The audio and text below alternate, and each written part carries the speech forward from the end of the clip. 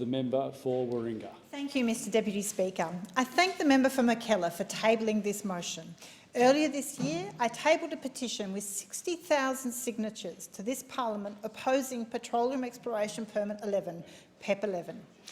It covers 4,500 square kilometres of ocean from Newcastle through the Central Coast to Manly. The permit area exists adjacent to the coastal boundaries of Warringah, and many constituents have written to me with their concerns. Offshore oil and gas exploration and production through PEP 11 could have dire consequences for our ecosystems, tourism business, coastal communities and climate. Under no circumstances should it proceed.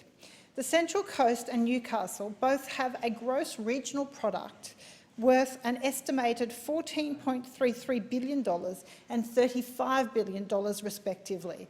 It's beyond ludicrous that this coalition government could put those economies at risk with their obsession with fossil fuels. We must protect these coastal economies.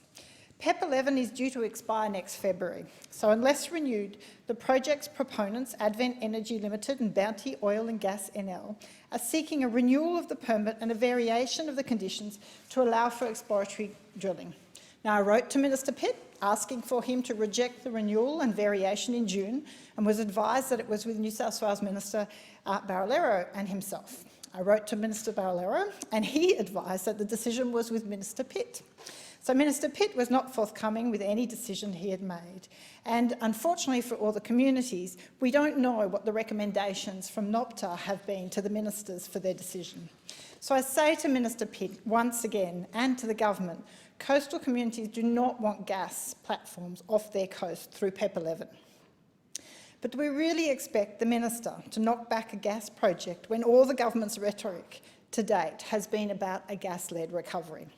The government, throughout the Independent Planning Commission's planning process for Narrabri, lent on the commissioners in public statements, put Narrabri on a list of 15 major projects to be fast-tracked and has dedicated $50 million to accelerate the development of the basin alongside 4 others. So we can only hope that good sense will prevail, and investors, insurers, financiers, they will see the risks inherent with supporting Santos and projects like this. Just in August, Minister Pitt, seemingly completely deaf to community concerns for the climate and oceans, released approximately 100,000 square kilometres of additional gas exploration acreage, spanning across coastal waters from Western Australia, Victoria and Northern Territory. Our Australian Institute report found that existing pipeline of 22 gas projects alongside the new prospective gas resources could emit up to 3 times the annual world emissions. So Australia's gas resources alone would chew up 28% of global carbon budget at a time when we need to reduce it. When releasing the acreage, Minister Pitt said it was a key component of the government's strategy to promote and encourage investment in petroleum exploration for the benefit of the Australian community.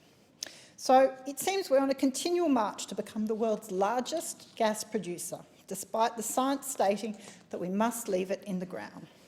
So I welcome the member for Mackellar's motion against a deeply unpopular development in his backyard, and the members for Wentworth and the members for North Sydney speaking up against PEP 11.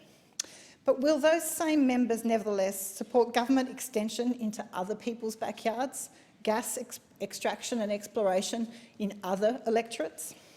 So it's time to pull back the curtain on how MPs vote. It's time for MPs to be held accountable, for their electorates to know that it's not good enough to say one thing to your community, but vote in this place in support for expanding fossil fuels and, in fact, voting the same way as climate deniers.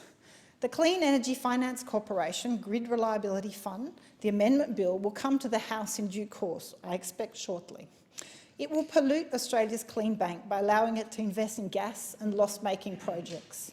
So my question to the MPs who don't want PEP 11 in their backyard, will these MPs, if they're genuine in opposing this kind of project, will they withhold their vote or vote against the legislation? For our oceans, businesses, climate and well-being, PEP 11 must not go ahead. Not in our backyard, not in anyone's backyard. No gas off the coast. Order. Props are not allowed in the chamber. and I'll just warn the member against using props in that circumstance as the last page of a speech. It shouldn't be done. All right. There being no further speakers, the debate is adjourned and the resumption of the debate will be made in order of the day for the next sitting.